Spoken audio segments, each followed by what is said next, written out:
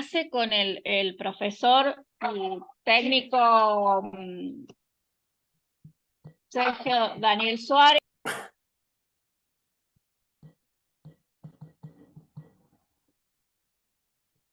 Se corta, che. No, voy cortando porque está mi perra en su mejor momento de ladridos, entonces no van a entender. Bueno, ¿qué decirles? Técnico, profe, medio licenciado porque termina el año que viene, está en el segundo cuatrimestre de la licenciatura, autor del libro Huellas Intransferibles, y coautor de la creación del departamento de AT, como les dije, profesor de la Universidad Nacional de San Luis, donde está a cargo de Historia de la T, creo que es así, se llama la cátedra, no sé porque le han cambiado tantas veces el nombre, de la Tecnicatura de AT en la Universidad de San Luis, como dije recién. Bueno, y es uno de los pioneros aquí en San Luis en cuanto a creación de asociación, de código de ética, protocolos. ¿Qué no ha hecho este chico? Porque es uno de los primeros egresados de aquí de San Luis.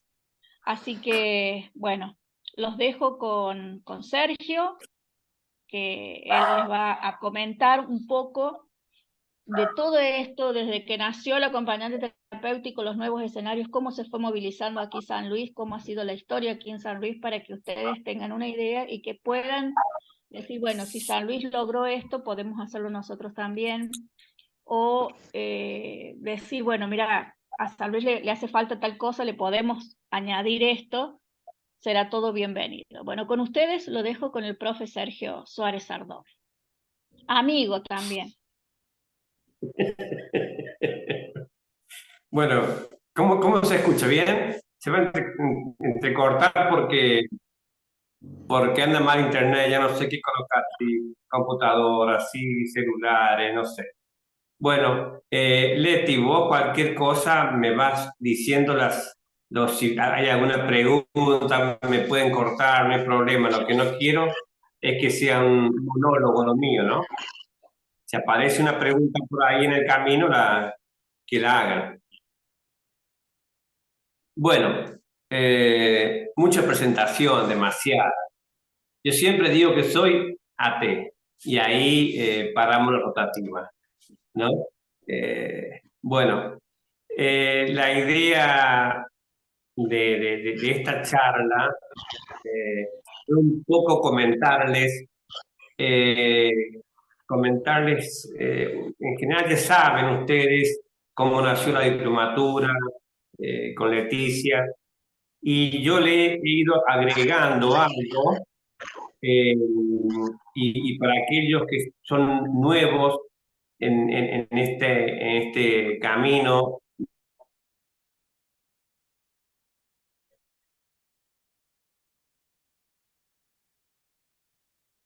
Se cortó, puede ser.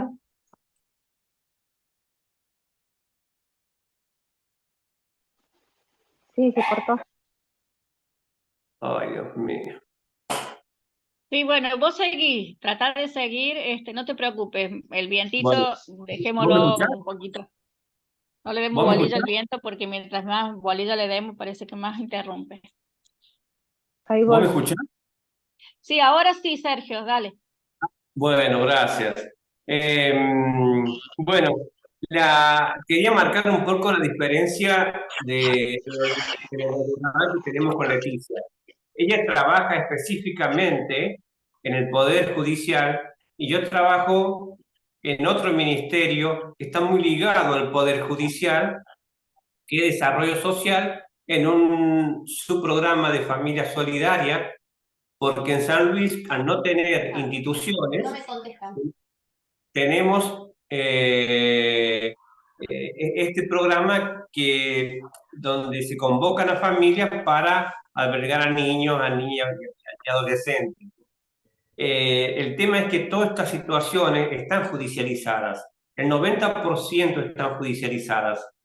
Entonces, Mi contacto con el Poder Judicial es permanente porque una vez que el caso se judicializa, pasa a familia solidaria para el seguimiento de esos niños que son incorporados a familia solidaria, entonces hay que acompañarlo al Poder Judicial sistemáticamente a audiencias, a controles médicos, a cámara GESEL. Entonces,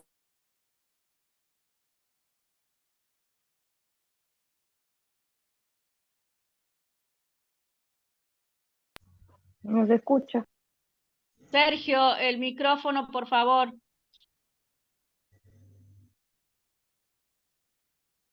y se apagó solo. Se apagó solo. Es un desastre el celular. Bueno, no sé hasta dónde me escucharon. Donde Bueno, acompañan a las familias, a cámaras GESEL, por ejemplo. bien, entonces no, me escuchó bastante. Entonces, me pareció oportuno comenzar a profundizar esos espacios. ¿Por qué profundizar? Porque en general, en las cursadas, a nosotros se nos enseña a comprender, a contener, a acompañar al vínculo, ¿no es cierto?, a la transferencia con la transferencia. Pero en todo esto, en territorio, se puede ver en forma muy amplia y hay otros espacios más chiquitos que yo también comparto con el doctor Estañaro, que son los hiatos terapéuticos.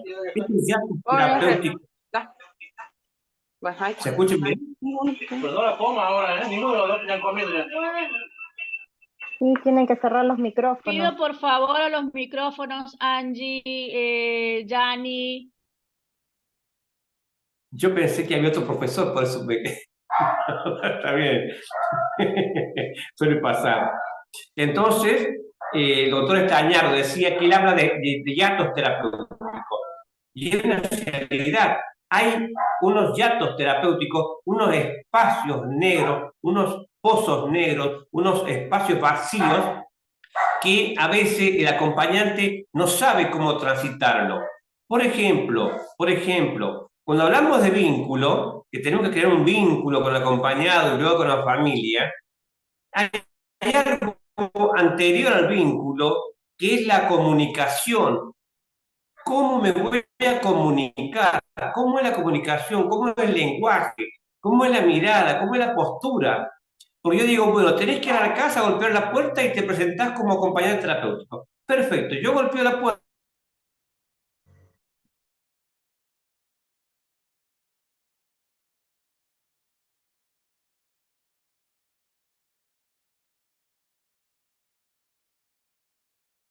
No se escucha. Del vínculo es cómo debo resolver esta situación en terreno. ¿Por qué? Porque a la familia le dicen, va a venir tal o cual acompañante o tal o cual profesional. Pero la familia lo va a recibir, pero el acompañante no sabe cómo va a ser el recibimiento. Y yo no sé cómo, no conozco la familia tampoco. Entonces voy a entrar en un terreno escabroso, espantanoso, complicado, desconocido. Entonces la comunicación es fundamental. ¿Qué lenguaje voy a utilizar? Eso en primer paso. El segundo son los imprevistos.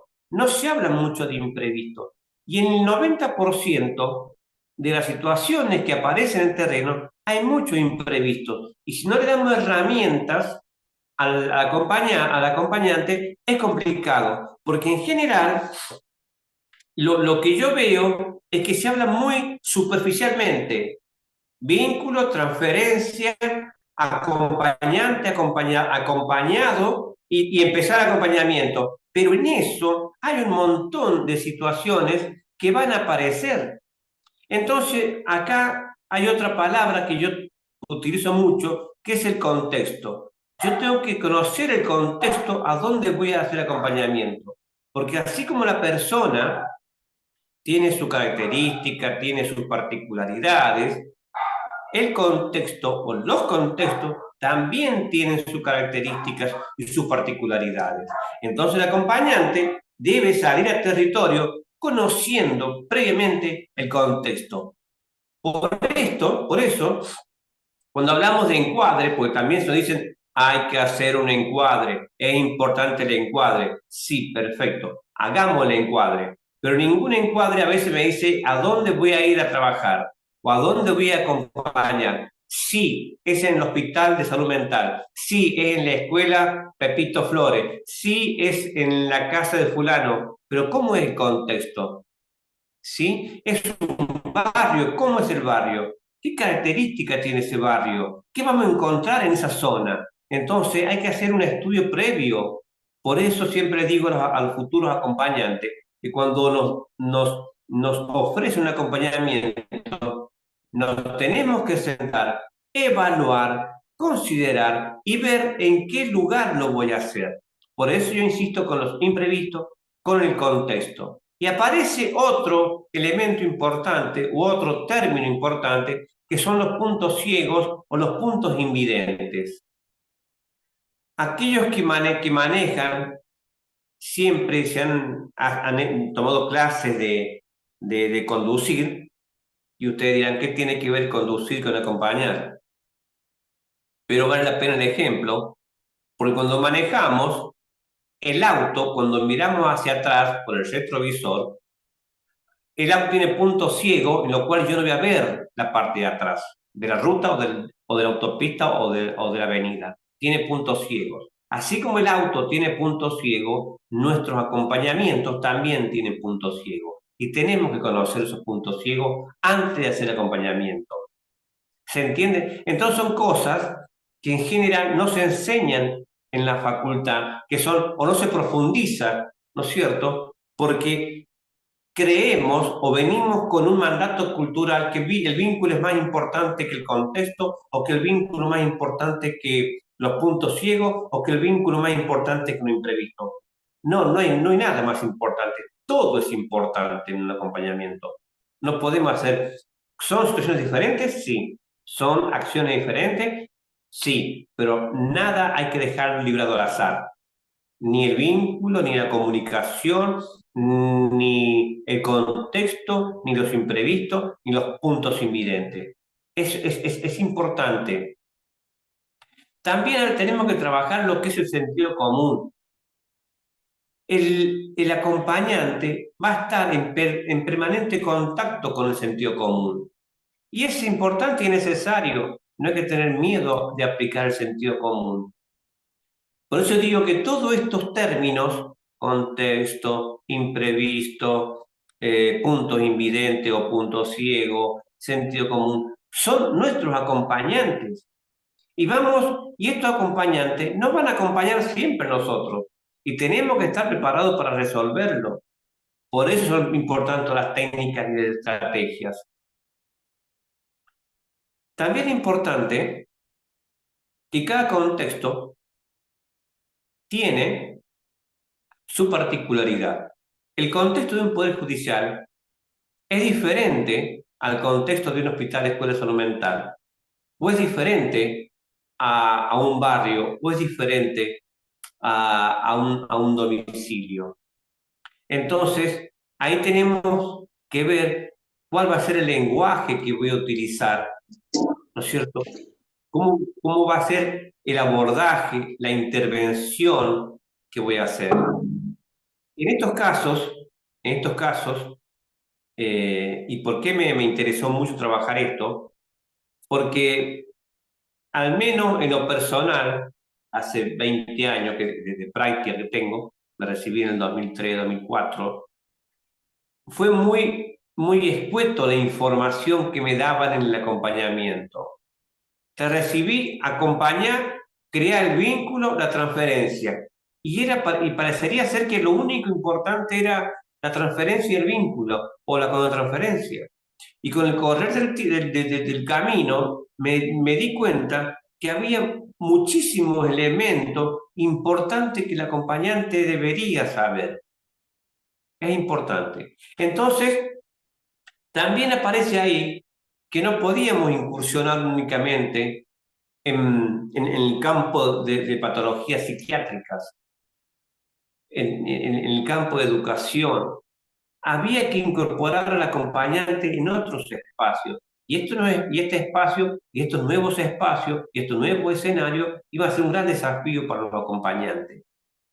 Por eso, y como yo trabajaba mucho en contacto con niños, niñas, y tuve la suerte, digo la suerte como experiencia, de estar en el proceso de la transformación de instituciones acá en San Luis. Puedo o no estar de acuerdo con la desinstitucionalización. Lo que sí yo estoy de acuerdo, que los extremos son malos. Ni la libertad total, ni el encierro total. Es decir, ni la libertad al libre albedrío, ni a la cronificación y que las instituciones se conviertan en depósitos. No, no. Cuando trabajamos con personas, y todos nosotros trabajamos con personas, con la materia viva, no puede haber extremos, tiene que haber matices, tiene que haber grises. Por ende, tenemos que ver hasta qué punto necesario es o una desinstitucionalización, ¿no es cierto?, o un encierro total. Convengamos cuando hablamos de desinstitucionalización, hablamos de abrir instituciones, ¿sí? La transformación, pero también tenemos que tener en claro que desinstitucionalizar, y eso podemos debatirlo ahora en nuestra clase, no es sinónimo de cierre, porque las instituciones tienen normas, tienen reglas, tienen un objetivo, un propósito. Un matrimonio, una familia, perdón, es una institución y no siempre se cierran y no siempre se destruyen, continúan, hay mejoras. Una escuela es una institución y no se cierra una escuela. Hay mejoras, hay renovación, hay transformación. Por eso tenemos que empezar a profundizar lo que significa el término una transformación o un proceso de transformación de desinstitucionalizar. En lo que a mí respecta no es igual a cierre, más allá de que acá en San Luis se ha encerrado, ¿sí? Porque si ustedes saben o no saben, acá en San Luis está el sistema de la desinstitucionalización. ¿Y por qué hablo de esto? Porque también he trabajado en este espacio de la desinstitucionalización. He trabajado en el espacio de salud, en la parte de patología psiquiátrica, he trabajado en el ámbito.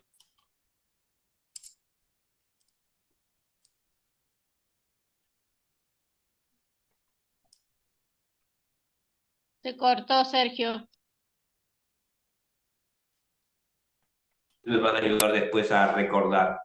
Porque en el 2011, acá en San Luis, hubo una tragedia muy importante que fue la tragedia de Sanjitas, donde murieron 6 niñas y muchísimas chicas o varias chicas de un instituto privado quedaron mutiladas. Y ahí intervenimos los acompañantes terapéuticos y no teníamos experiencia de cómo se interviene en una emergencia donde hay personas víctimas. Entonces pensé yo, ¿por qué no empezar a pensar de que el acompañante también tiene que saber emergentología, cómo desempeñarse? O casualmente.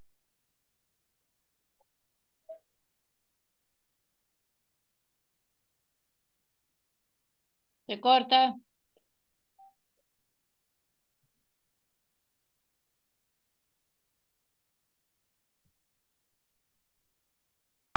La idea nuestra con Leticia de que el acompañante no podía quedar anclado en patología psiquiátrica. Tenía que salir de ese anclaje, tenía que incursionar en otros espacios. Por eso empezamos a trabajar en el ámbito judicial. Y retomando el tema de la desinstitucionalización, en este proceso complejo, difícil, lleno de matices, el acompañante tuvo una función muy importante. Acompañar a esas personas que se externaban. Y acá en San Luis, no sé la información que llegó al resto del país, pero acá en San Luis no solo se cerró esa institución de salud mental, sino que también se cerraron otras instituciones que no había enfermos mentales. Había niños, jóvenes y adolescentes. Por ejemplo, hay una institución, por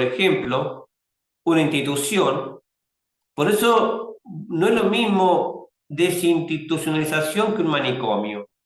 No se cerró un manicomio, se cerraron varias instituciones, que es diferente el término y la palabra. ¿Se entiende? Entonces acá en San Luis, por ejemplo, había un instituto que se llama Colonia Hogar, donde era una casa de protección. Una casa de protección implica que la justicia incorporaba a niños que eran supuestamente golpeados, supuestamente maltratados, supuestamente abandonados por situación de pobreza, eran de protección, para proteger. Pero ¿qué pasó? El desborde fue que y era un centro abierto, no había rejas ahí. Había únicamente una pared que delimitaba el centro de contención, una casa de protección. ¿Qué pasó? Llegó el momento en que incorporaban a esa institución niños con problemas de conducta, jóvenes con problemas de violación, jóvenes con problemas de delincuencia, jóvenes con problemas completamente diferentes a los de protección.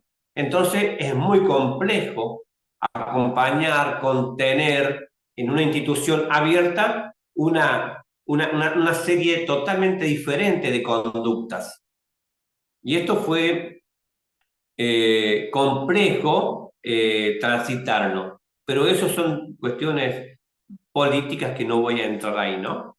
Por eso digo que la desinstitucionalización no es sinónimo de cierre, sino se debe mejorar, porque cuando uno produce una desinstitucionalización, es un deber del Estado provincial o de las políticas públicas otorgar a esa persona que es externa salud, vivienda, educación y acompañamiento a la familia. Es fundamental el acompañamiento a la familia. Creo que esas cosas todavía tenemos que seguir aceitando acá en San Luis, ¿no es cierto? Porque a veces la información no llega completa. Entonces, la sugerencia que yo siempre hago es que habría que interiorizarse mucho más y no quedarse simplemente con que en San Luis está el proceso de la desinstitucionalización, porque tenemos mucho, mucho que trabajar.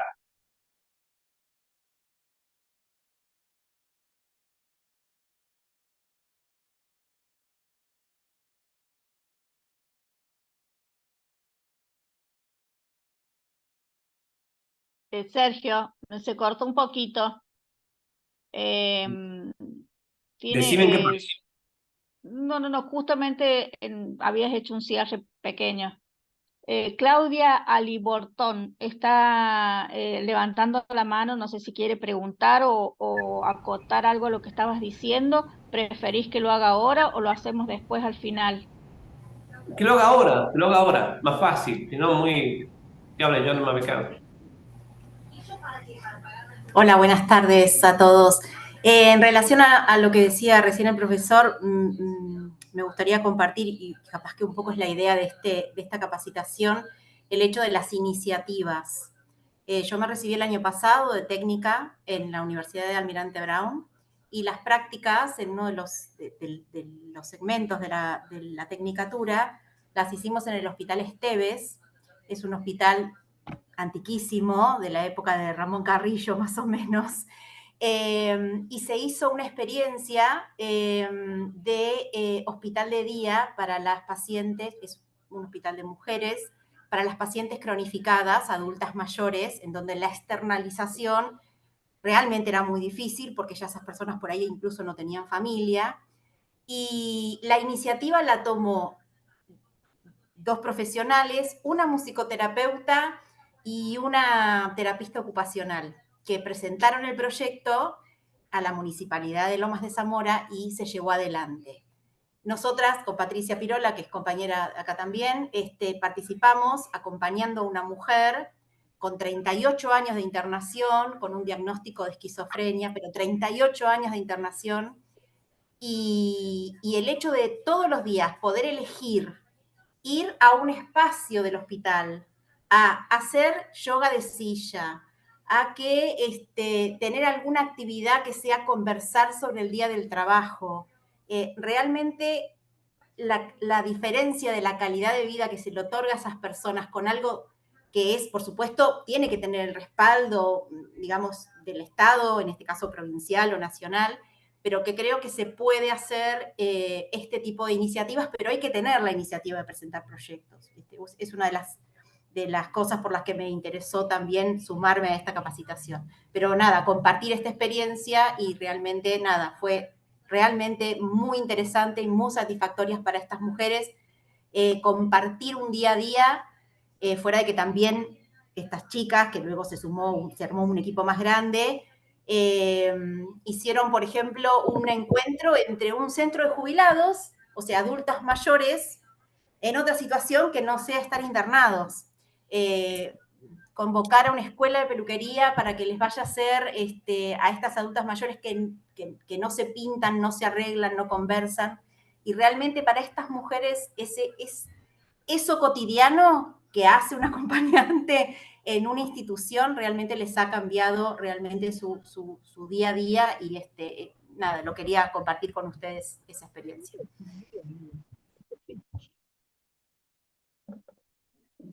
Se me corta, Leti, se me corta. Quería compartir esa experiencia, Claudia, de lo que habían estado haciendo. No sé si alcanzaste a escuchar todo. Sí, pude escuchar. Sí. Yo no estoy en contra de la externación. Me parece genial la libertad, los derechos de las personas que están internadas. El tema es que para externar a personas que han estado muchos años alojadas en un centro cerrado, tiene que estar acompañado de un soporte muy importante. El hecho no es externar, el hecho más complejo es el seguimiento. ¿Cómo se va a acompañar a esa persona que egresó, que se externó, y a la familia? Es decir, hay que acompañar no solo a la persona, sino a la familia. ¿Se escucha? ¿Me están escuchando?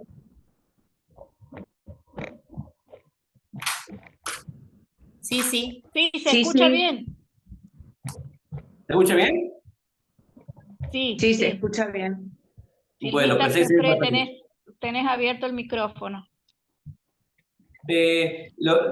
Reitero, me parece genial la externación y que no haya instituciones, pero tiene que haber un sistema operativo que es el seguimiento continuo de la persona que salió externada y de la familia. No es un seguimiento de 15 días, un mes, un ratito. Es permanente por mucho tiempo. Mi pregunta siempre es, ¿el Estado, el sistema de salud, está capacitado para realizar este emprendimiento? Eso. ¿Hay recursos humanos incorporados a este sistema? ¿Hay sistemas operativos? ¿Hay sistemas mecánicos? A eso donde yo me pregunto y me cuestiono, ¿no? Es muy complejo esto, porque tenemos que tener en cuenta que una persona con una patología psiquiátrica y con adicciones va a tener recaídas. ¿Y cómo es el seguimiento, la contención, ¿no es cierto? Y el acompañamiento de esa persona y de esa familia. Por eso digo que es complejo, es muy complejo y tiene que estar bien aceitado. No es decir vamos a desinstitucionalizar y listo. No, es muy, muy complejo. Por eso pregunto si todos conocemos el significado de la desinstitucionalización, lo que es proceso, lo que es transformación, y si se está dando o no. Esa es mi pregunta. El acompañante ahí cumplió una función muy importante en el seguimiento, porque no era solo hacer seguimiento en la ciudad, sino que era en el interior de la provincia. Y había que conocer el contexto donde yo iba a ingresar. Y en ese contexto, el vínculo era importante, pero era más necesario conocer dónde iba a incursionar, con qué lenguaje iba a contactarme, conocer la idiosincrasia de esta gente, la característica de esta gente, la cultura de esta gente. Entonces, por eso digo que el contexto es fundamental para el acompañante terapéutico, no solamente el vínculo, porque ni siquiera a veces era necesario un encuadre, porque había que cubrir una emergencia y no tenía tiempo del encuadre. Entonces, ahí donde yo me pregunto, ¿me parece bien el vínculo? ¿Me parece bien la transferencia? ¿Me parece bien que nos exijan hacer un encuadre, una planificación de dispositivo? Perfecto. Pero por favor, necesitamos que nos enseñen cómo tenemos que evaluar un contexto.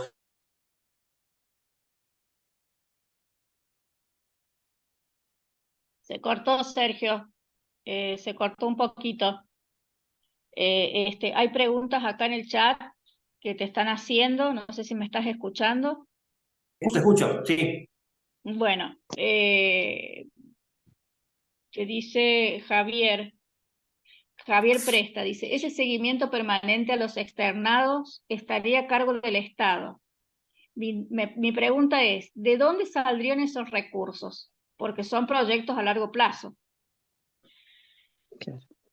Respondo. ¿Cómo era? ¿Javier? Javier. Javier. Hola, Javier. Buenas tardes. Una pregunta muy importante. Genial. ¿Los recursos los debe tener el Estado? El Estado debe tener recursos económicos, recursos humanos y recursos mecánicos. Porque si va a implementar un sistema de desinstitucionalización con personas que están alojadas, que son más de 15, 20, 30 personas, imagínate que hay que hacer un seguimiento, un recurso humano importante. Y no solamente para la persona que puede tener nada, sino para la familia, y movilidad, y dinero. Por eso digo que realizar un proyecto, el Estado, como responsable, tiene que tener sus previsiones, ¿no? Y eso yo lo he vivido. Es complejo, es muy complejo, por eso yo digo que es necesario un paso, algo intermedio, no los extremos, un término medio, más cuando trabajamos con la materia viva, que son las personas. Porque las personas tienen todo el derecho de la libertad, de formarse, de educar, pero tengo que hacer una evaluación de cómo está esa familia, porque no, también tenemos que ver, chicos, que no todas las personas que han estado internadas tienen familias de un buen pasar económico. Hay familias muy, muy humildes, y no todos tienen un techo acá en la capital de San Luis. Hay mucha gente de afuera, del interior. Por eso la evaluación tiene que ser exhaustiva, bien aceitada. Entonces, y el acompañante estuvo en el ojo de la tormenta, ¿no? Por eso deberíamos conocer bien el contexto, en el caso, en un proceso de la desinstitucionalización, ¿no? También. Sergio, ¿Cómo? acá te dice Fernanda Campos Mucci que es vital la incorporación de la TEN en este tipo de proyectos. Es una mirada, dice, imagínense en el sur con la ausencia del Estado, la vulneración de derechos que existe. Después dice Zulma López, desinstitucionalización tiene que ir acompañado de alojamiento, las pensiones en Mar del Plata, donde los depositan después de la internación, están abarrotadas de seres humanos viviendo en forma infrahumana. Bueno, acá el caso más estridente que partió desde la desinstitucionalización, cuando se cerró el psiquiátrico, fue que había un hombre que estuvo internado 40 años, ¿no, Sergio? Y lo llevaron al interior de la provincia y ni siquiera existía la familia, o si la familia, imagínense esa familia recibir a la persona que le daba en crisis, que se golpeaba contra la pared y volverlo a recibir, y sí, estuvo bien 2 o 3 días, pero después la persona, viste, falleció esta persona, porque ni siquiera los Es muy mismos, complejo. no se preparó a la familia para recibirlo, no se preparó, no hubo una previa a la recepción de estos pacientes que eran pacientes crónicos, que yo tampoco estoy de acuerdo, pero bueno, hoy hay otra medicación, hay otra mirada desde de los terapeutas, de los psiquiatras, hay un equipo trabajando que tendrían que incorporar, lo que más risa nos da con Sergio es que se cierra el psiquiátrico y nace el acompañamiento terapéutico acá en San Luis, más o menos en la misma época, por ahí, y no Sí. incorporan acompañantes terapéuticos en el hospital de salud mental. Entonces, ¿qué es lo que ellos tendrían que hacer el seguimiento? Lo hacen los trabajadores sociales, los enfermeros, no van por la casa o los agentes sanitarios. Alba tiene levantada la mano también y había otra chica, otra alumna que estaba levantando la mano. No sé si Alba. ¿Hay alguien ahí? No sé. Bueno, por eso digo que no, uno no está en contra de esto, al contrario, el hombre tiene que tener libertad, Hola, las hola. personas... Sí, Hola, ¿qué me tal? No escucho. podía activar el micrófono. Hola, ¿Qué tal? Alba. Hola, buenas tardes. Soy Alba González de Pehuajó, provincia de Buenos Aires. Bueno, nosotros respecto a esto, justito viene al caso. Acabamos de sufrir la pérdida de una ciudadana esta mañana en Pehuajó. Falleció en una disputa doméstica con su hija adoptiva de 45 años.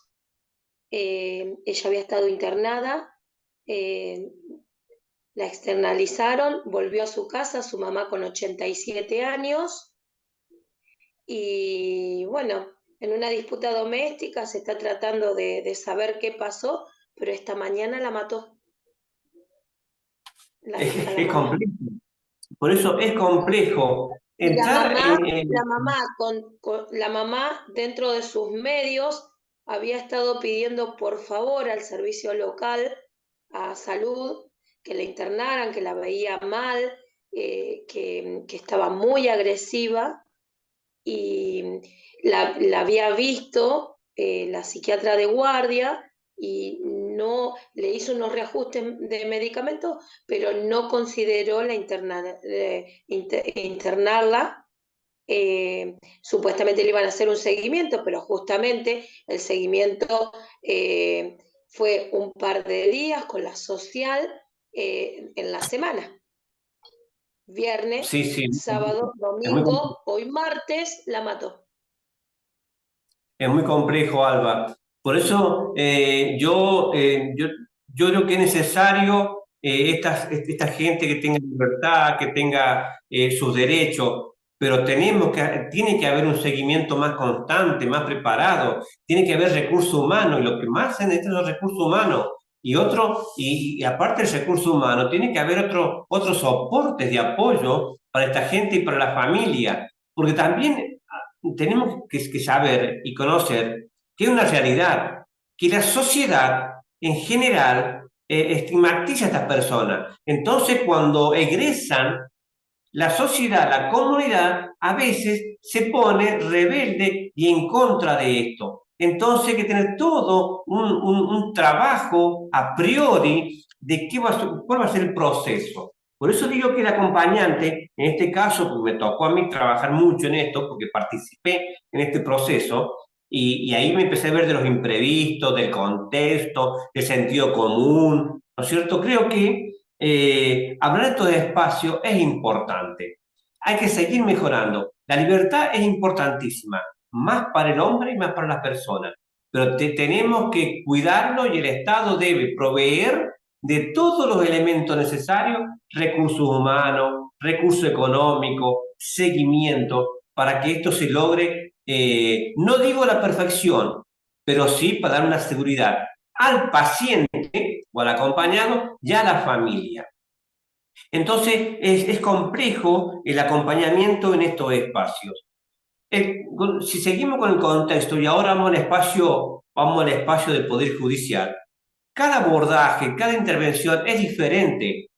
Y fíjense en ustedes que cuando uno hace una intervención en el Poder Judicial, es diferente a la intervención que hago en un hospital o en una casa de familia, en una escuela. El contexto es diferente. Si hago un abordaje en un hospital de salud mental, los actores sociales, que son las personas que están ahí, conocen o ya saben, tienen idea de cómo trabaja un acompañante o cómo puede ser la contención a esa acompañada que tuvo una crisis. Pero si esa contención la hago en el Poder Judicial, los actores sociales son diferentes, las miradas son diferentes. Entonces, abogados, defensores, van a tener una mirada muy preocupante de cómo interviene ese acompañante. Y si el acompañante es joven, es nuevo, tiene poca experiencia, se va a sentir intimidado por esas miradas. ¿Por qué hizo esto? ¿Por qué hiciste esto? ¿Por qué no hizo tal otra cosa? Y estas son cosas que ocurren en estas situaciones. Y estas son las cosas que se debe comentar en la cursada. En la cursada debe haber dos ejes fundamentales: la teoría y la casuística. Casuística y teoría. Es fundamental. Yo hablo la teoría y ahí nomás digo una casuística con un caso importante y le doy herramientas al acompañante, porque es más sencillo para el profesor decir, no, eso no se debe hacer. Perfecto, no lo hago. ¿Qué hago entonces? Yo si digo, esto no se debe hacer, tengo que darle herramienta al estudiante o al futuro colega de qué es lo que se podría hacer, o darle alternativas. No hagas esto, pero podés hacer esto otro, con estas herramientas. Si el niño llora, se te tira al suelo en un pasillo del Poder Judicial y te hace berrinche, no tenés que gritarlo ni sacarlo de los brazos, pero podés hacer esto, podés tirarte al piso junto con él y mirar al mismo nivel. No sé si me ocurre. Porque los tiempos de los pasillos de espera es insostenible. Porque también tenemos que decir al acompañante que va al Poder Judicial o que va a un centro que no sea en un hospital, que los pasillos y los tiempos es imposible de contener. Y a veces los más jóvenes, acompañantes más jóvenes, van a estar desesperados por dar una respuesta A. Y a lo mejor no tenemos una respuesta A. Y entonces tenemos que decirle, mira, no lo sé, tenemos que esperar, pensemos juntos. Porque si no, implícitamente salimos de la universidad, ¿no es cierto?, con que siempre tenemos que dar una respuesta. Y no siempre es así. La universidad es el día y la práctica es la noche. Así de simple. Día y noche. Son dos cosas diferentes que tenemos que ensamblar, teoría y casuística. Es fundamental. Por eso yo hago mucho hincapié en los imprevistos, en el contexto, en el sentido común, ¿no? En los supuestos. No, suponía que iba a pasar esto. Miren, hay un libro de Pichon Rivière. Pichon Rivière, usted va a decir que tiene que ver con el acompañamiento de Pichon Rivière.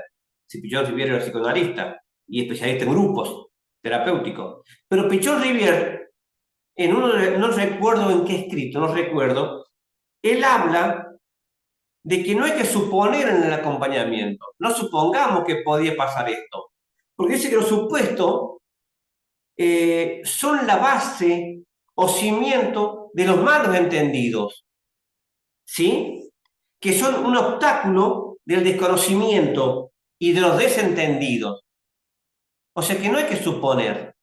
Me pareció genial eso. Y eso lo voy a enviar todo esto lo voy a enviar por escrito, no se preocupen.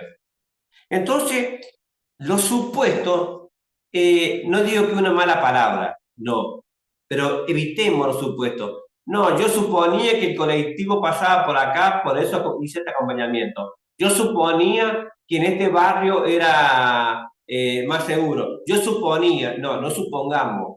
Hagamos un estudio del contexto donde yo voy a transitar. Aunque sea un estudio de un 50%, no lo tengo que saber.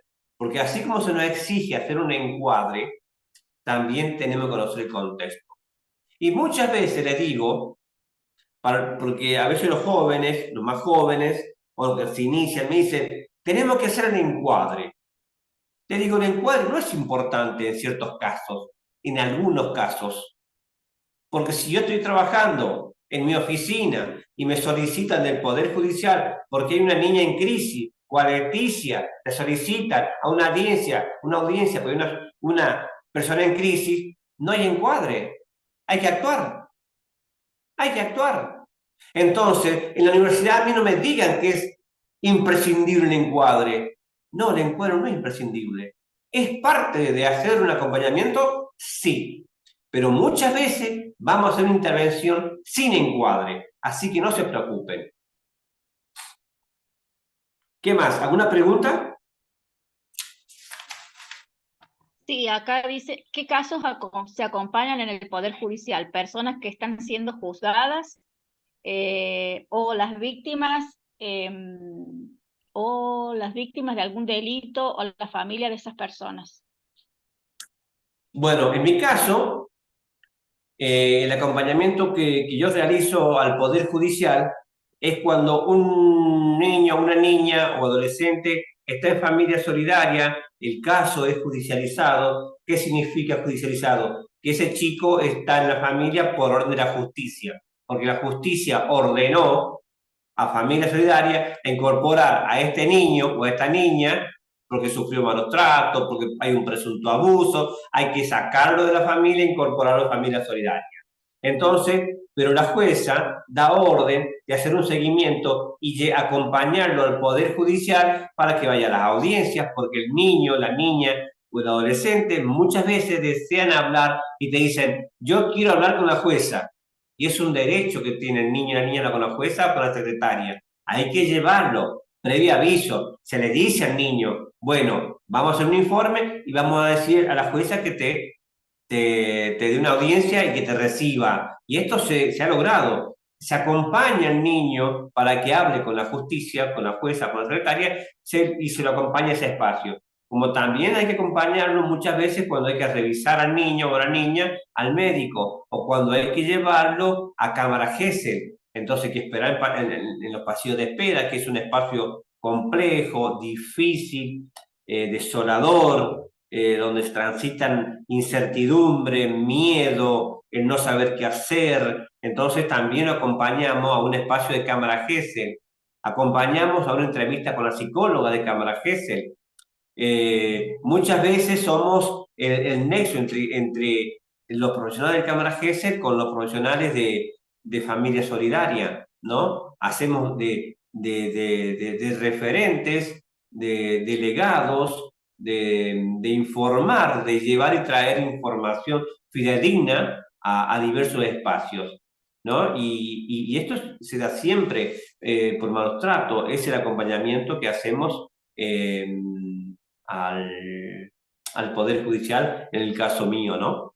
Entonces, bueno, y imagínense que lo estoy diciendo ahora y sería muy simple, pero a veces nos dan una audiencia y por razones laborales no somos recibidos ahí nomás apenas llegamos. Tardamos 15, 20 minutos y hay que entretener al niño o la niña con todos sus problemas, con todos sus miedos.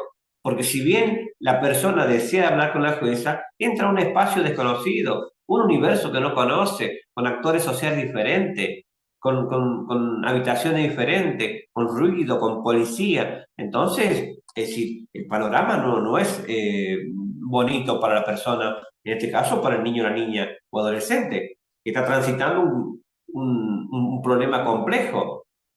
Y ahí donde el acompañante tiene que tener su caja de herramientas, su caja de primeros auxilios, con un lenguaje claro, preciso, qué decir, qué no decir, porque a veces no podemos, por ejemplo, si vamos a cámara GESEL, acompañar a un niño a cámara GESEL, el lenguaje debe ser cuidadoso, correcto, para no contaminar lo que el chico va a decir en cámara GESEL, ¿sí? Entonces, bueno, por eso hay un diálogo también con las psicólogas de quienes van a tomar la cámara GESEL. Eso es un poco los acompañamientos que hacemos nosotros, y también estamos en lo que se llama el régimen comunicacional, que serían las revinculaciones, es decir, cómo se van a vincular el acompañante, perdón, el acompañado con la familia, si es positivo, si no es positivo, si es posible, si no es posible, con quién se va a vincular, si con la madre, el padre, con la tía, con la abuela, informe de por medio. Los informes que hacemos también el acompañante de la justicia, es decir, el informe es un informe descriptivo, ¿no es cierto? Y el acompañante tiene la posibilidad de sugerirle tal o cual cosa a la justicia, a la jueza. Pero con la palabra sugerir, se sugiere, ¿sí? Tenga usted bien, contemple tal situación. Sí, Leti. Acá les voy a contestarle a las chicas y a los chicos que están hablando acá en el chat, Dale. porque para que no se confundan un poquito en lo que es la función de lo que puede hacer una T judicial.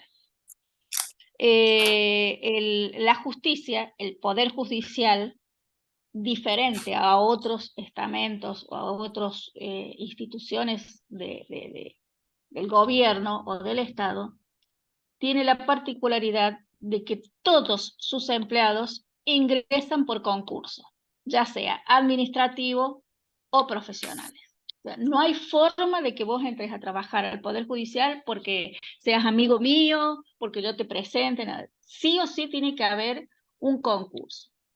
Este llamado concurso generalmente se hace cada 2 años. ¿Está bien? O se toman el tiempo que los ministros consideran que no hace falta que ingrese más gente y posponen el llamado a concurso para que ingresen la parte administrativa, digamos.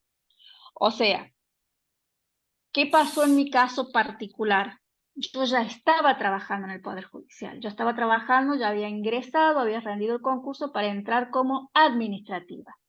Cuando estoy estudiando la carrera, se me ocurre hacer el proyecto porque me interesaba que todo esto que estaba nombrando Sergio, estar al lado de esas personas que estaban en estado de vulnerabilidad. O sea, no hay una especificidad para trabajar en el Poder Judicial con las personas que atraviesan las puertas de los tribunales, sino que son todas aquellas que están en estado de vulnerabilidad al afrontar un proceso judicial, llámese penal, llámese familia, violencia, abuso, cuando están vulnerados todos los derechos de la persona. Ahí estamos nosotros. Ustedes me preguntan, ¿hay seguimiento? Y no. Recuerden ustedes, ya no sé si recuerdo, no les puedo decir recuerdo porque recién están conociendo todo esto, este mundo.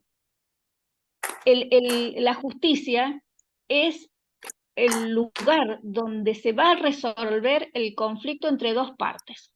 Una que denuncia, la otra que es imputada, la otra que se defiende. Siempre son dos partes. Uno que hace el daño y el otro que recibe el daño. Entonces, quien resuelve ese conflicto va a ser el Poder Judicial. ¿Qué pasa? Ustedes me dicen, ¿quién hace el seguimiento? Volvemos otra vez al Estado. El Estado tiene que proveer, una vez que se resuelve ese conflicto, ¿quién hace el seguimiento? Que vendría a ser en nuestra provincia desarrollo social, donde hay programas de su programa de niñez, adolescencia, adultos mayores, discapacidad, que van a ser los que van a poder controlar o hacer el seguimiento de lo que decidió la justicia. ¿Se entiende? Entonces, ¿por qué esta diplomatura?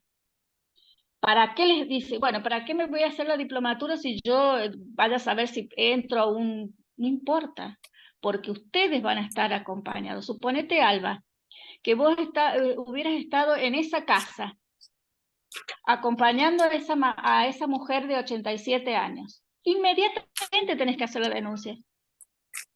Entonces, a lo mejor, no te digo que hubieras evitado el asesinato, pero sí hubieras estado presente para poder ir a un determinado lugar que te escuchen y digan, no, señores, esta mujer no está en condiciones de estar en la casa.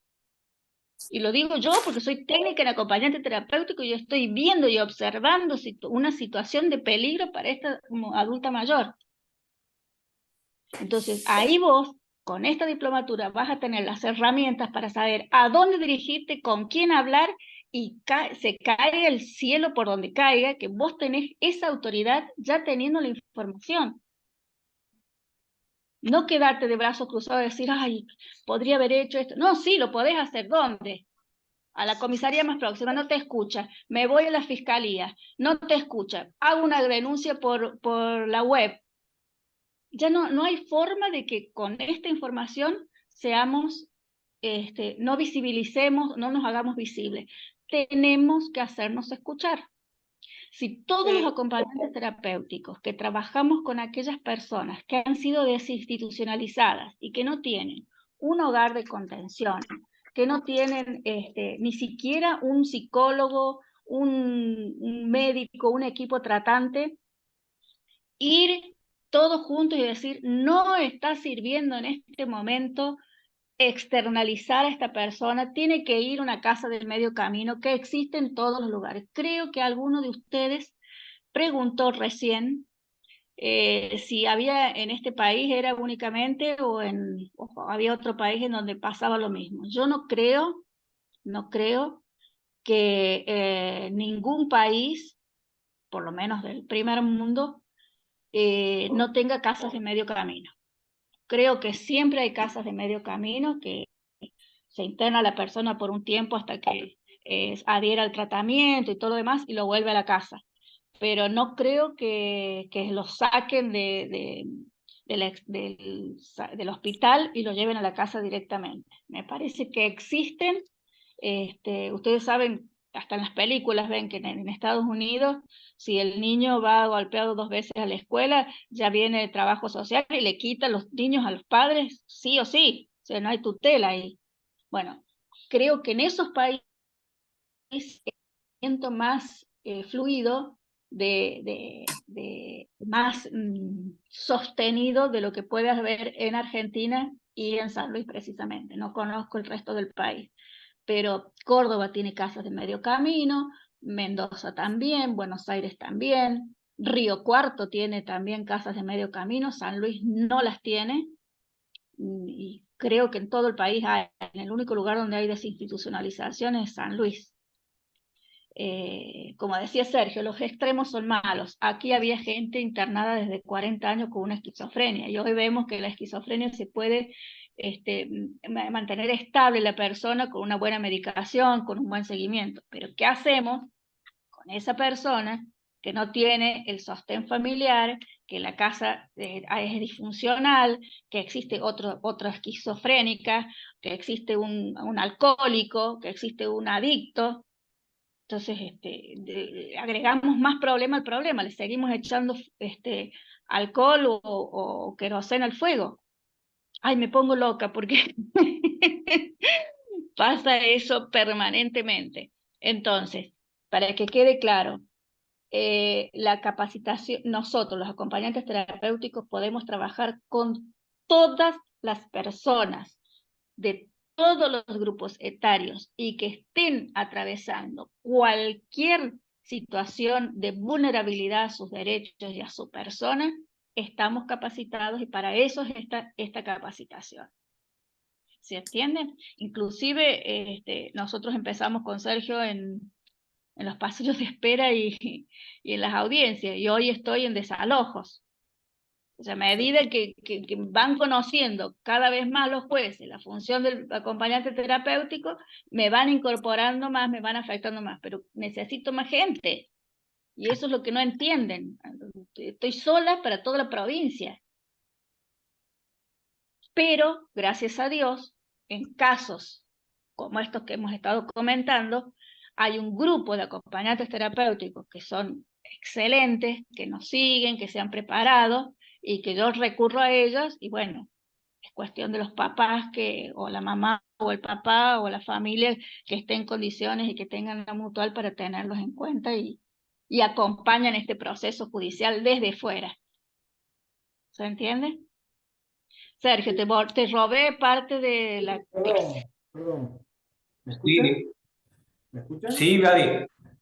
Sí, No, sí. con respecto a lo que decía Leticia, es interesante esto también, pero también tiene que ver un poco con el concepto de la Se salud. escucha re bajito, Vladi. ¿Ahora me escuchan? ¿Ahí me escuchan? Yo ¿Me sí. escuchan? ¿Me escuchan bien? Bien. Digo que tiene que ver también con el concepto de salud, ¿no? Porque hay lugares donde existen casas de medio camino, pero las casas de medio camino son para los que las tienen que pagar. Justamente ahora en Estados Unidos existe hay como una especie de plaga, digamos, de una nueva droga, que es la droga zombie, que convierte ¿no? Que se ve en Estados Unidos, se ve mucho en Nueva York, se ve mucho en Chicago. Yo tengo una colega que es rectora de la Universidad de Chicago, y la gente está en la calle porque no puede pagar eso, no puede pagar eso. En México, por ejemplo, existe lo que se llama el Centro de Acompañamiento Terapéutico en Nuevo México, en Baja California, que es un centro de acompañamiento terapéutico que pertenece a la Universidad de Francia y a los psicoanalistas de México. Y es también para quien nos pueda pagar. No hay una salud pública, digamos, que pueda hacerse cargo con eso. Entonces, la problemática también tiene que ver con eso, que en muchos lugares hay, porque requiere de un presupuesto y tiene un presupuesto, y a veces esos presupuestos alcanzan para cuestiones bastante complejas. Pero yo los únicos lugares que conozco que hay casas de medio camino libres son en Cuba y en Costa Rica, pero pertenecen a un hospital público, ¿sí? No hay casas de medio camino, digamos, en todos lados, sino al lado del hospital público, lo que acá se llamaría hospital de día, lo que tendría formato de hospital de día acá. Pero es complejo encontrar el formato de eso en todos lados, ¿no? Tal Pero cual. no reciben un subsidio, por ejemplo, acá por ejemplo funciona lo que es profe, pero creo que es para discapacidad únicamente. No sé, Vladimiro, si tenés razón, vos son todos privados. No, profe ahora se llama Incluir Salud, y es un programa. Antes era profe porque era un programa federal, ahora se llama Incluir Salud y es un programa nacional que les dan la pensión y eso que se llama profe. Acá en Provincia de Buenos Aires le dan a elegir eso, el profe, que es mucho más plata, y el programa el Incluir Salud, o el idioma, que es menos dinero, pero con la cobertura de idioma. Y mucha gente, por la coyuntura económica, elige Incluir Salud, y es un programa que cuando el programa se queda sin dinero no te cubre más nada. Yo trabajé y he estado 2 años trabajando y no me pagaron nunca, pero nunca, porque cuando cierra el presupuesto, al otro año empieza y arranca otra vez de cero, y entonces no te cobran, no te pagan nunca.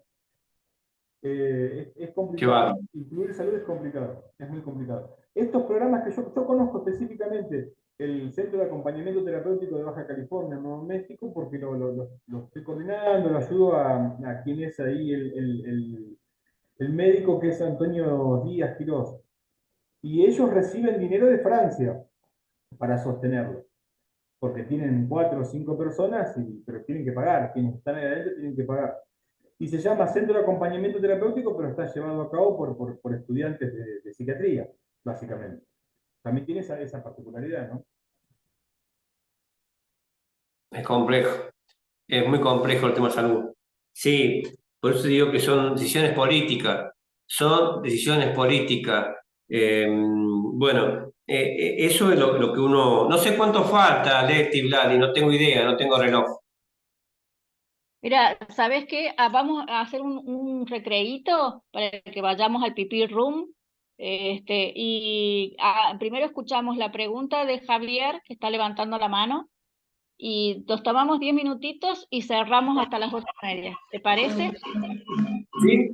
¿Qué tal? Buenas tardes, ¿me escuchan? Sí, Javier, te escucho, hola. A ver, ¿me Tu escuchan señora va bien a tener ahora? que Porque tenía el bajar sonido de la computadora también. Sí. ¿Se escucha? Sí, yo te escucho. Bueno, comparto lo que dice acá el profesor y justo me sacó la palabra de la boca. Yo creo que pasa por una cuestión de las voluntades de tanto los gobiernos provinciales como el gobierno nacional, porque el otro día leyendo, la semana pasada, leyendo, me enteré que acá en Provincia de Buenos Aires hay un programa, un proyecto que se llama Casas por Cárceles, donde se hace un complejo habitacional con casas sencillas, donde las personas que están privadas de libertad van a esas casas, donde aprenden a revincularse, el autovalimiento, a socializar con otras personas, para después reinsertarse de nuevo en la sociedad.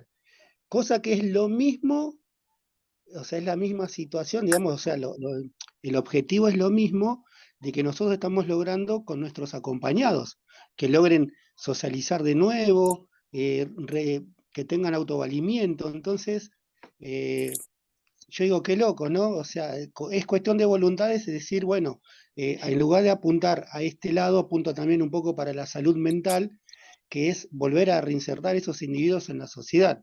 O sea, digamos, es un pensamiento, una conclusión que me surgió recién escuchando al profesor y lo quería compartir con ustedes. Sí, tal cual. Yo estoy convencido que todo pasa por decisiones políticas. Decisiones políticas, no hay otra. Yo estoy convencido de eso. Si nosotros, los acompañantes que tenemos cierto nivel de universidad o terciario, tenemos la idea, tenemos sugerencia y lo podemos pensar, yo creo que a otro nivel lo deberían saber. Lo que pasa es que estoy convencido que son decisiones políticas. Estoy convencidísimo. Y siempre digo, y quizá me cueste algo, es para la tribuna. En general es para la tribuna. Son decisiones políticas. Ojalá la política toda, cualquier partido político, no me interesa, realmente piensen en las personas. Porque se puede. Recurso humano hay, muchísimos recursos humanos y gente que se prepara. Recurso económico, si lo desean, lo pueden adquirir. Pero bueno, son decisiones políticas. Yo estoy convencido de eso. Ojalá, lo que sí digo que hay que seguir intentando. Hay que seguir intentando. No hay que Viva el claudicar. doctor. Viva el doctor. Escúchenme, nos tomamos 5 minutitos, 10 minutitos. A las 8 volvemos. Y Sergio, si querés ir a tomar algo, vaya, tome agua, querido.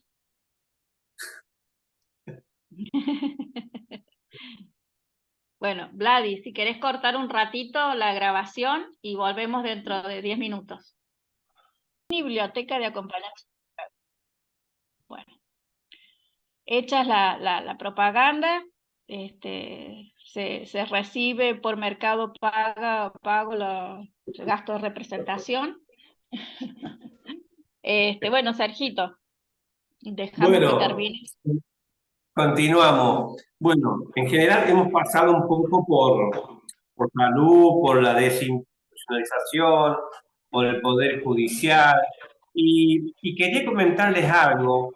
Ustedes saben que transitamos una pandemia y fue complejo la pandemia. Y también en ese momento me replanteé muchísimas cosas, ¿no? Muchísimas cosas y cómo tenemos que seguir aprendiendo los acompañantes, porque, reitero, no nos tenemos que quedar únicamente con lo que dan en las universidades, porque es importante, pero al salir al fin desborda, no es poco, es poco. Entonces, por ejemplo, a mí al menos no me enseñaron específicamente una contención telefónica en la universidad. Yo la contención telefónica la aprendí en el trabajo de familias solidarias porque tenía que contener alguna crisis de algún niño que estaba a 50 kilómetros de la ciudad, no se podía viajar, había que contenerlo a través de vía telefónica. En su momento los teléfonos fijos o luego con los celulares. Y entonces ahí uno fue aprendiendo a cómo contener vía telefónica. Qué interesante el lenguaje, porque ahí no podemos ver, ahí solamente escuchamos, y escuchamos un sonido y una voz que no es la original, porque el sonido y la voz se trastocan de una punta a la otra a través de un aparato. Entonces me preocupaba yo de que contener no era únicamente en forma presencial, sino también en vía telefónica. Y apareció la pandemia y tuvimos que aprender a hacer una contención vía virtual. ¿Y cómo se podía contener vía virtual? Y fue un tema a discusión bastante importante. No que contención virtual no existe, que la contención virtual no es productiva, yo no sé si no existe, si no es productiva, pero era una forma de que la otra persona te viera y, como digo, alguito ayudaba a contener. Entonces, qué importante era esto de evolucionar en el acompañamiento terapéutico. Podemos entrar a discutir, a debatir desde el punto psiquiátrico, desde el punto psicológico, desde el punto sociológico, si se considera contención o no la vía virtual, o si se considera contención o no la vía telefónica. No lo sé, pero que ayudó muchísimo a contener, a sobrellevar la pandemia a través de la vía telefónica y a través de la vía virtual, ayudó.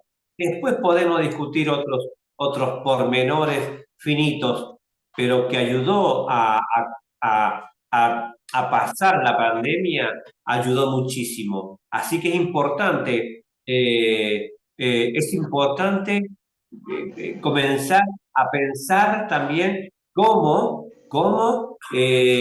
perfeccionarse en este ámbito de la contención vía telefónica y vía virtual, porque estamos en la era tecnológica y no porque sea algo virtual o telefónica vamos a dejar de acompañar. Tenemos que empezar a crear trabajo de acompañamiento virtual fundamentándolo, ¿verdad? Entonces es también importante. Fíjense que en la pandemia ocurrió algo importante en los acompañamientos. Ahí se ingresó en un universo complejo, porque hubo acompañamienlos, aparte de la virtualidad, hubo acompañamientos en el exterior, en terreno, en tiempo de pandemia, cumpliendo con los requisitos que el sistema de salud pedía. Pero yo rescato esto y pensaba, y está en el libro que escribo, era un universo complejo y había que tener una conciencia de riesgo, el riesgo que estaba atravesando el acompañante. Y en esa conciencia de riesgo había una gran responsabilidad del cuidado, del autocuidado. Y en ese autocuidado entra a jugar lo que escuchamos, el universo de la bioseguridad. Conocemos conocemos lo que es la bioseguridad en el médico, en el enfermero, en el terapista, ¿no? En la parte de la terapia intensiva. Y la bioseguridad de esas personas, de esos profesionales, ¿qué es lo que es? La máscara, el barbijo, los guantes, el equipo. Esa era la bioseguridad del autocuidado del profesional de la salud. Mi pregunta era, ¿cuál era el autocuidado o dónde vamos a incursionar en nuestra bioseguridad? ¿Cuál es la bioseguridad, la bioseguridad del acompañante? Sin lugar a duda, es lo psicoemocional y lo psicoafectivo. Nos teníamos que cuidar de eso nosotros. Eso es nuestra responsabilidad, la conciencia del autocuidado en lo que respecta a lo con respecto a lo psicosocial, a lo psicoemocional y a lo psicoafectivo. Era el autocuidado que tiene el acompañante. Eso es fundamental. No lo sabíamos, o lo sabíamos pero estaba guardado. Entonces la pandemia también nos enseñó esto. Y lo aprendí en terreno, lo aprendí mientras transitaba el camino, porque no me lo enseñaron en la universidad. Pasar, vivir y agregar de la experiencia que uno tenía, y si le agregamos esto y hacemos esto otro, con cuidado, lo evaluamos. Por eso digo que podemos debatir si un acompañamiento es efectivo, es positivo desde lo virtual. No lo sé, lo voy a fundamentar, lo podría fundamentar, pero que resultó, que ayudó a muchas, acompañado, sin lugar a duda que sí. Y siempre lo viví en terreno, y la contención vía telefónica también lo pude utilizar hace varios años desde mi trabajo por el tema de esto de contener situaciones en momentos de crisis de otros niños adolescentes lejos de la provincia, donde a veces era un sábado, un domingo, una madrugada, ¿no? Entonces creo que también es un espacio de la pandemia, de la emergentología, que el acompañante debe incursionar. No debemos dejar ese espacio en blanco. Y nos tenemos, por supuesto, que preparar para ver cómo contenemos y cómo ayudamos en esta emergentología, ¿verdad? Por ejemplo, en San Luis nunca hubo un terremoto, y no sé, y porque nunca hubo un terremoto no vamos a practicar, y no sabemos. Pensamos que una pandemia no iba a llegar nunca a San Luis o a Argentina, solamente lo conocíamos en libros, pandemias en Europa, pandemias en Norteamérica, pero nunca, al menos yo, nunca he vivido una pandemia, y la viví, y no tenía conocimiento específico de cómo acompañar. Entonces creo que no debemos dejar cabo suelto en el acompañamiento.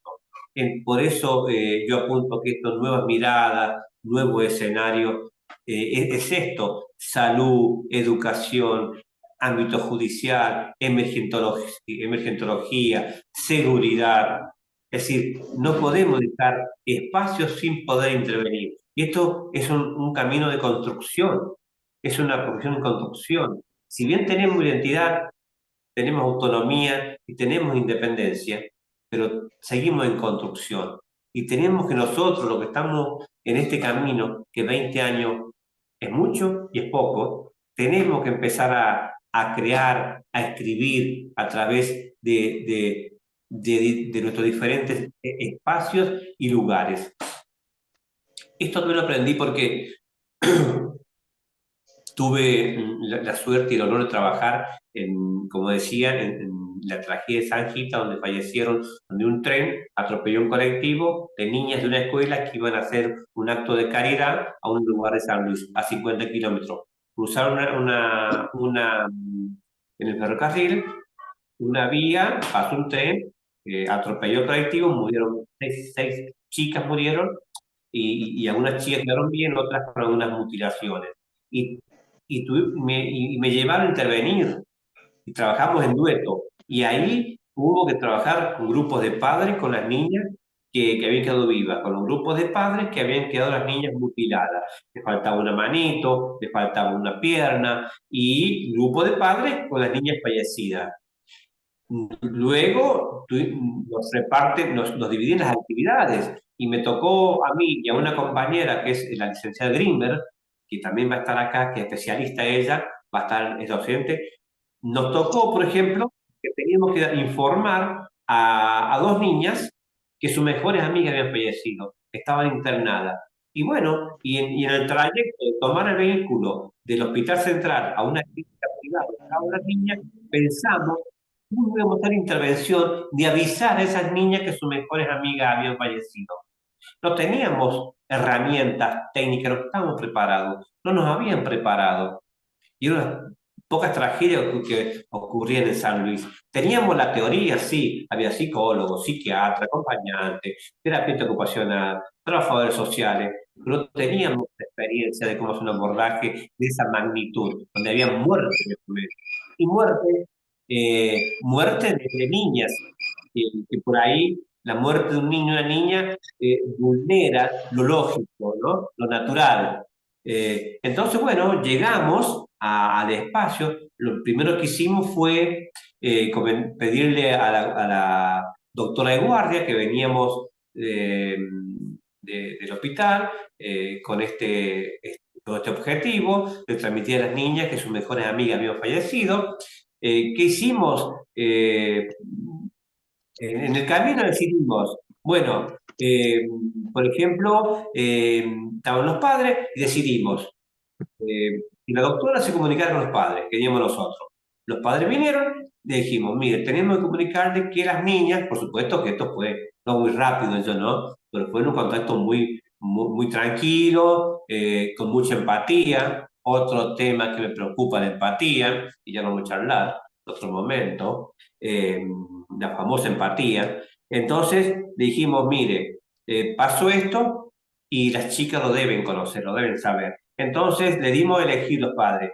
Se lo decíamos nosotros a las niñas, se lo decían los padres a las niñas, se lo decíamos nosotros a las niñas en presencia de los padres, o se lo decíamos nosotros a las niñas en presencia sin los padres, o se lo decían los padres en presencia de los técnicos por si había algún desborde emocional.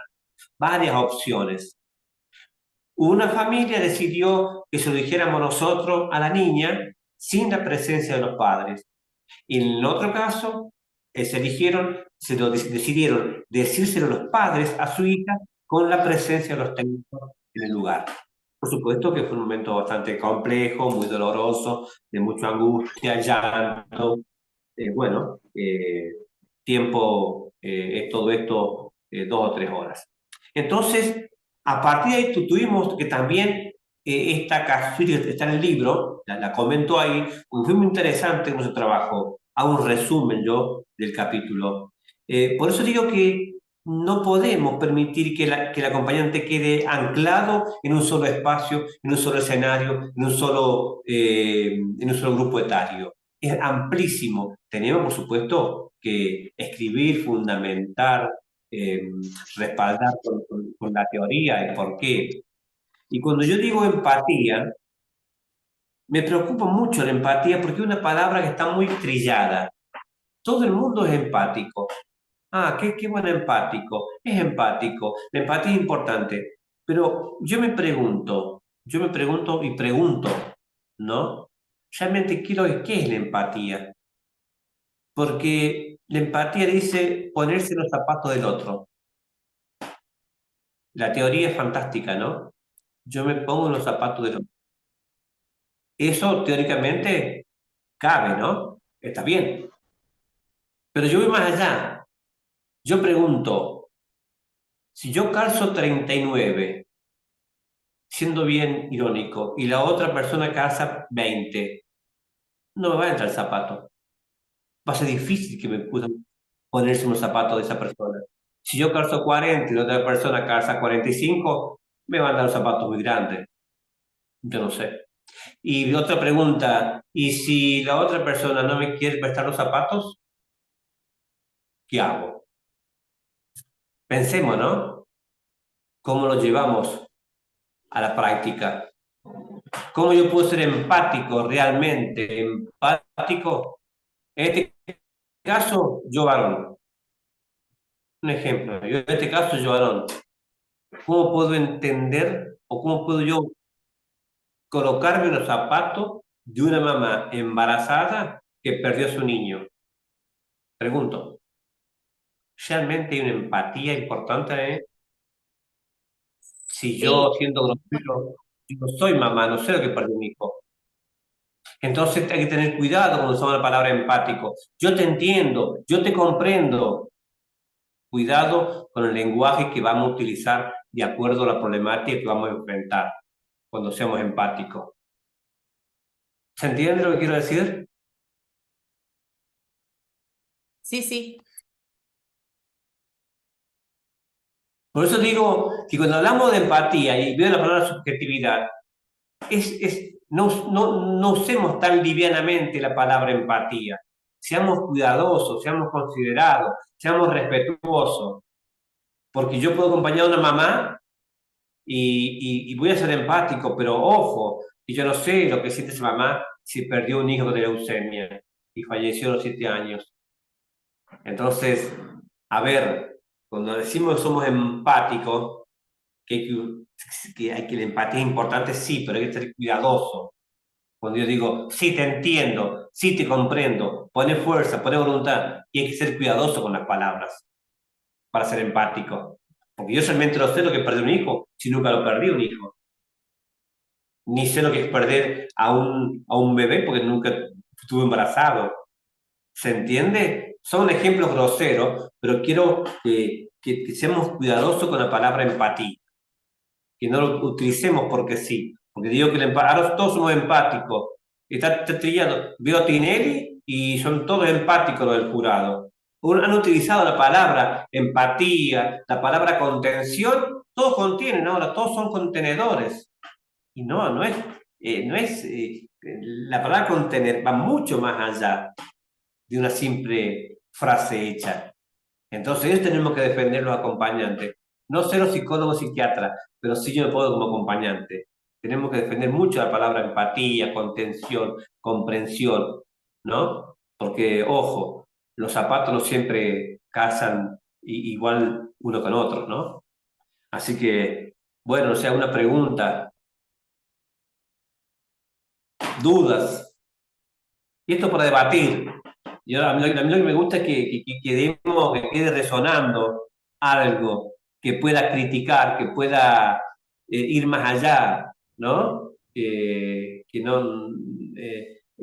podamos sugerir, tener nuestra postura. Yo siempre digo que uno escucha a un docente, escucha a un colega. Yo primero soy colega, más que todo, más que profesor. Por ahí me cuesta mucho profesor porque no sé pedagogía, no aprendí en los cursos. Pero soy un colega que transmite información, conocimiento, experiencia. Pero no se queden con lo que el docente dijo o con el que este docente, porque el docente siempre tiene una postura. Lo bueno es que ustedes tomen lo que el docente dijo o lo que el colega dijo, pues también escuchen al otro, también escuchen al otro y también escuchen al otro. Así como los libros. Uno siempre tiene una mirada o un referente, pero hay que leer todo, todos los libros, a todos los autores, a todos los docentes, pero siempre, por supuesto, se va a quedar, porque también a veces uno lo dice de un punto muy subjetivo, ¿no? Yo tengo mi postura de lo que es empatía, tengo mi postura de lo que es el acompañante terapéutico, pero hay otros colegas que tienen otra postura y es respetable. Por eso es bueno escuchar todos los colegas y leer todos los libros, ¿no? Para que uno pueda formar y después tener su propio estilo de trabajo, de formación o de acompañamiento. ¿Alguna pregunta? Ahí está Mayra, Sergio. Mayra quiere hacer una pregunta. Mayra, te escuchamos. Acá estoy. Te escuché muy atentamente, muy atentamente. Estoy de acuerdo en todo lo que dijiste, pero me sigue pasando lo mismo a Leti. Nuestra ley de salud mental, está todo escrito, está todo dicho, está todo bien, pero ¿a quién le tengo que romper la puerta para que me abran los caminos? Yo los escucho y todo lo que dicen a mí me parece totalmente nutritivo, comparto todo. Es más, yo he estudiado a Pellegrini, vi el proceso de esa que hizo. Te entendimos, te entendimos. Gracias. Le recuerdo que un momento me maravilló y después dije, porque le pasaba eso que ustedes contaron, que le llevaban le devolvían al paciente a su casa y la familia, el contexto, no sabían cómo actuar, no los podían retener, no los podían medicar y se iban perdiendo también los acompañamientos, los seguimientos. Y dije, no está tan bueno esto. Se cierra el hospital porque era decadente, pero ¿dónde fue a parar esa gente? ¿Dónde está? ¿Qué pasó? ¿Me cuentan la segunda parte que no vi? Vi la película de la chica, vi la parte de la película del campo. Y esa parte no me cierra por ningún lado. Cuando el Estado a veces se hace presente, cuando la gente no lo necesita y se hace presente cuando Tengo muchas dudas con San Luis, con la cuna, perdón que lo diga así. No, es que es para dudar, es para dudar, es para dudar, es para dudar y pensar. Listo, gracias. Por eso digo, perdóname, por eso digo que el manicomio es una cosa, desmacomialización es una cosa, porque un manicomio, el origen es donde hay personas con patología psiquiátrica. Lo que pasó en San Luis fue una desinstitucionalización. Todas las instituciones cerraron. Claro. Entonces, desde el Estado provincial, tiene que haber un engranaje aceptado para hacer un seguimiento constante. Hay que tener cuidado con eso, porque hay que estar en el ojo de la tormenta para tener otra mirada.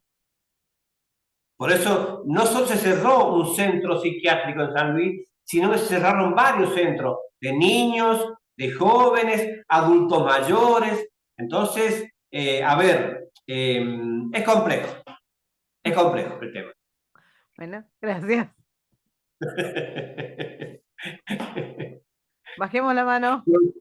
Pero la idea es buena. Es decir, yo comparto con que la persona debe vivir con la familia. Es lo bonito, lo ideal. Pero ojo, hay otra realidad. Ese es el problema. Ese es el problema. Hay que ver otra cuestión ahí.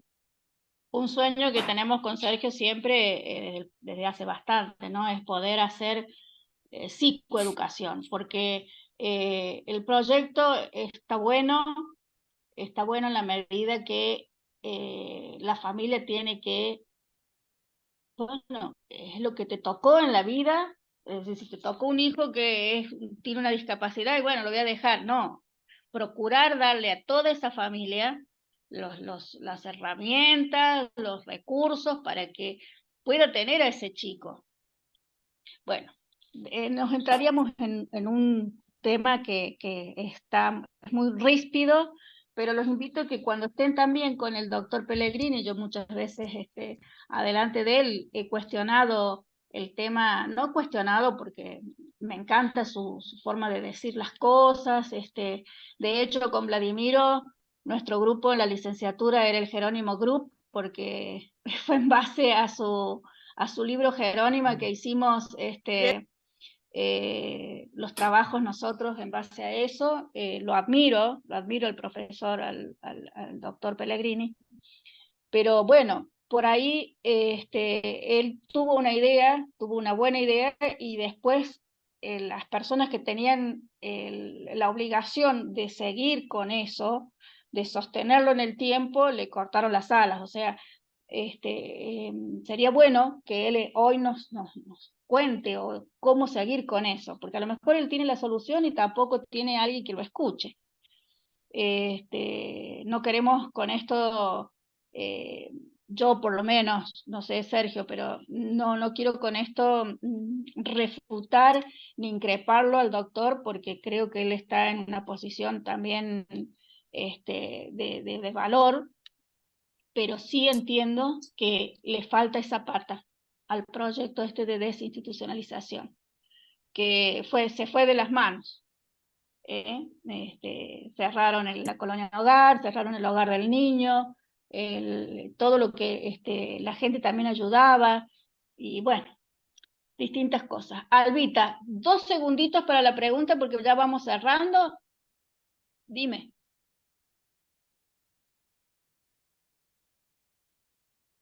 No, ya está, me la respondieron sin querer, me olvidé de bajar Bueno, está bien.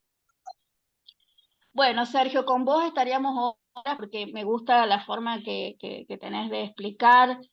Siempre estás al lado del alumno y no en el pedestal de la soberbia que tienen por ahí algunos profesores que nos ha tocado compartir, sino que me parece extraordinario esa simpleza con la cual referís cosas tan grosas.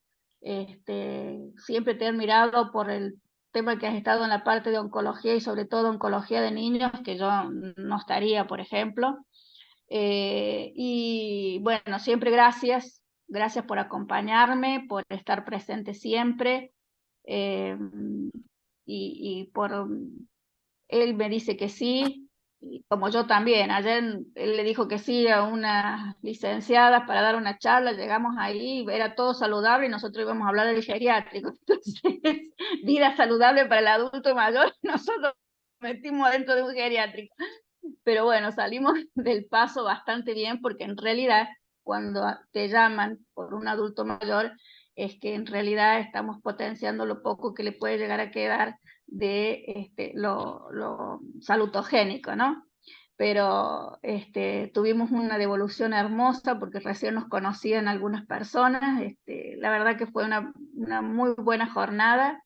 Y salí llena porque hasta vimos bailar a un grupo de señoras entre 60 y 80 años haciendo un cuadro de danza, bueno, festejando ese Día Internacional de el envejecimiento saludable. La verdad que fue una experiencia espectacular. Bueno, gracias, Sergito. Te tendremos a lo mejor, si podemos, la clase que viene. No se me va, falta el cuentito final y los avisos parroquiales. Quiero agradecerte, Leti, porque siempre me convocás, siempre voy a estar, me gusta lo que hago. Agradecer también a Vladimir que confió en nosotros. Vladimir puso su fundación, a Talí, y eso es importante cuando te dan el espacio, ¿no? Y Vladimir ha sido muy generoso, ha confiado en nosotros, y así que le agradezco a Vladimir toda esta paciencia y poner a disposición toda su aparatología y su fundación para esta diplomatura. Así que, Vladimir, muchas gracias, colega. Mi respeto y mi admiración, che. Y a los colegas y futuros colegas que yo siempre he aprendido un profe que uno se gradúa, se recibe, pero no tenemos que olvidarnos también docentes. Fuimos estudiantes y tenemos miedo y tenemos incertidumbre y estamos preocupados. Así que mientras no nos olvidemos las raíces, mientras no nos olvidemos que fuimos estudiantes, que tuvimos que rendir, eso va a estar bien.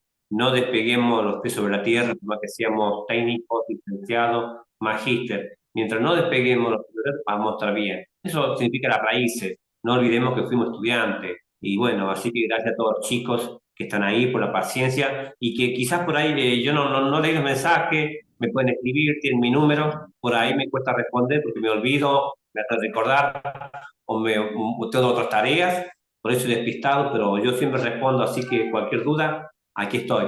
Un abrazo enorme, cuídense mucho y defendamos el acompañamiento. Bueno, gracias. Por supuesto, Vladimiro siempre calladito, él dándonos el espacio, pero ya le he dicho que él puede intervenir con nosotros porque yo estoy al lado de él, porque admiro también todo el trabajo.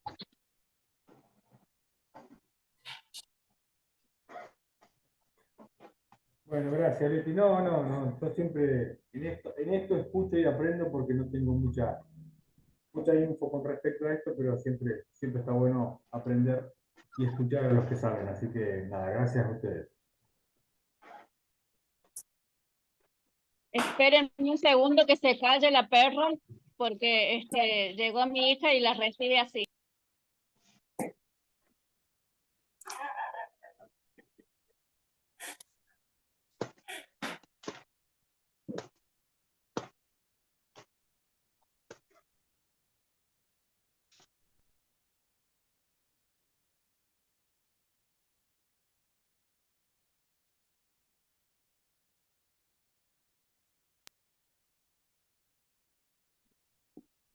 Bueno, es así la casa mía, por eso ustedes ven este estado de salud mental. Pero bueno, se fueron los 5 hijos, quedaron las mascotas. Con respecto al cuadro sinóptico que les había pedido, podemos hacer lo siguiente. Vamos a hacer, porque como no sabemos, hay chicos que se habían anotado, que dejaron la capacitación, otros que se agregaron a último momento. Entonces, les vamos a pasar, ya sea por chat y por el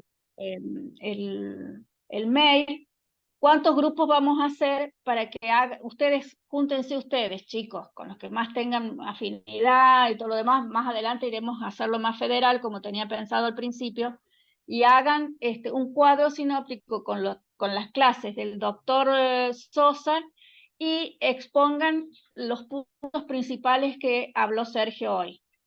Tenemos las consultas para la clase que viene, ahí vamos a ir viendo. Ya les voy a decir dónde lo van a subir a los cuadros estos para como trabajo final de este módulo, del módulo 1, que abarca las 3 unidades.